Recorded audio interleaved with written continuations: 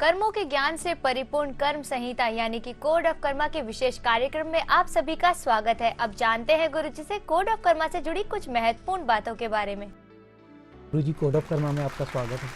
सभी दर्शकों का भी स्वागत है इस कोड ऑफ कर्मा कार्यक्रम में। गुरुजी, आज मैं आपसे जानना चाहूँगा कि जो कोड ऑफ कर्मा में हम नियत कर्म बताते हैं, आप दर्शकों को समझाते हैं, वो पूजा अर्चना जो होती है उससे कितना भिन्न है? ये सबसे पहले समझ लें कि कर्म कोई भी धार्मिक अनुष्ठान है ही नहीं, ना पूजा प्रार्थना है। किसी भी तरह से जो धार्मिक अनुष्ठान में कर्म का कोई भी ज्ञान नहीं होता, ना कि कोई कर्म के सिद्धांत में लागू होता है। जो कार्मिक ज्योतिष है वो केवल कर्म पर उन पर नियत है, तो उसको ठीक से समझ लें कि जो परम नियंता है वो परमात्मा है। उसकी अध्यक्षता में ही भौतिक प्रकृति कार्य करती है, और भौतिक प्रकृति कार्य करती है 5 तत्वों और 3 गुणों पर, जिनसे पूरा ब्रह्मांड बना है, जिनसे बने हम। इस प्रकार से ये जो आदेशित होते हैं कर्म, जो प्रकृति के आदेशित होते हैं हर व्यक्ति विशेष को अलग अलग, ये परमात्मा की अध्यक्षता में ही तो आदेशित होते हैं प्रकृति द्वारा।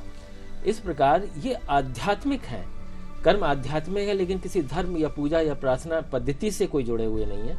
हाँ, ये क्योंकि ये परमात्मा से जुड़े हुए हैं, ये परमात्मा की प्रकृति से जुड़े हुए हैं, जो अपरा शक्ति है परमात्मा की, और हम जीवात्मा उनकी पराशक्ति है परमात्मा की। इस तरह से आध्यात्मिक दृष्टि से तो जुड़े हुए हैं, लेकिन किसी भी धार्मिक अनुष्ठान या धार्मिक जो पूजा पाठ की पद्धतियाँ होती हैं उनमें कर्म कुछ भी नहीं आता है। गुरुजी, हमारे कुछ दर्शकों का हमें फोन कॉल आया और वो जानना चाहते हैं कि आप कर्म का कोई उदाहरण देकर उन्हें समझाएं। देखिए, सब में जिज्ञासा होती है कि कर्म के बारे में बात तो बहुत होती है, लेकिन ये पता नहीं हमें चल रहा है परिभाषा भी समझ ली, लेकिन कोई एक उदाहरण देके तो पता चल जाए कि कर्म है क्या। तो आप ये समझ लीजिए, क्योंकि हर व्यक्ति के कर्म अलग होते हैं और एक दूसरे के कर्म का जानना ये निषेध है। गीता में भगवान ने कहा है कि अपने कर्म को, अपने जो नियत कर्म है उनको कर लेना आपका अनिवार्य कर्तव्य है, लेकिन दूसरे का कर लेना आपका कर्तव्य नहीं है। ना दूसरे के जानने की चेष्टा करनी चाहिए, ना ही दूसरे के जो कर्म है वो तो करने होते ही नहीं है। तो हमेशा ध्यान रखिए कि अपने नियत कर्म जो है केवल वही जानने हैं, वही करने हैं। यदि आप अपने परिवार की कोड ऑफ कर्मा बना रहे हैं और एक से ज़्यादा आप कोड ऑफ कर्मा बनवा के प्राप्त कर रहे हैं, तो कोशिश करें कि केवल अपने अपने ही कर्म जाने, एक दूसरे कर्म जानने की कोशिश ना करें। बेशक ये कोई गोपनीय चीज़ नहीं है, लेकिन फिर भी ये मानना और जानना निषेध होता है कि हम दूसरे कर्म जानें। इसलिए क्योंकि किसी के भी कर्म किसी को बताए नहीं जाते, इसलिए आप कर्म का उदाहरण नहीं जान सकते। पर इतना समझ लीजिए, जैसे पलक झपकना भी एक कर्म है, एक सांस लेना भी कर्म है, आपको किस तरह से हाथ हिलाना ये भी कर्म है। तो ये सबकी कर्म की अलग अलग परिभाषा होती है, लेकिन कर्म कोई ऐसी धार्मिक अनुष्ठान की प्रक्रिया नहीं है, ना ही कर्म कोई इस तरह की काम मेहनत की प्रक्रिया है।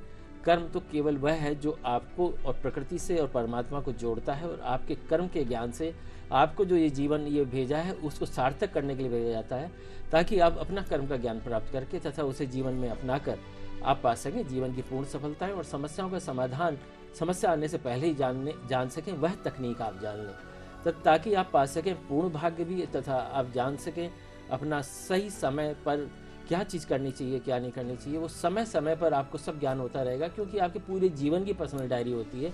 जीवन में आपको किन चीज़ों से बचना है, जीवन में क्या चीज़ पानी है, उसके लिए क्या आपके व्यक्तिगत कर्म है, ये आपको पता चलते हैं। और ये कर्म का ज्ञान आपकी व्यक्तिगत कोड ऑफ कर्मा से पता चलता है। और ध्यान रखें, यदि परिवार का कोई सदस्य आपका 18 वर्ष से नीचे है तो बेशक उसकी मदद के लिए, आप उसकी सहायता के लिए, या 12 वर्ष से छोटा है, छोटा बच्चा है, क्योंकि 2 साल से 12 साल की उम्र तक के बच्चे का जो कोड ऑफ कर्मा बनाता है, तो उसके जीवन में तो समस्या आती ही नहीं, क्योंकि इतनी छोटी उम्र में कर्म के ज्ञान से वह पा लेता है सभी समस्याओं से निदान, तथा आगे आने वाले कुयोगों को डीएक्टिवेट कर पाता है, तथा आगे आने वाले सुयोगों को एक्टिवेट कर पाता है।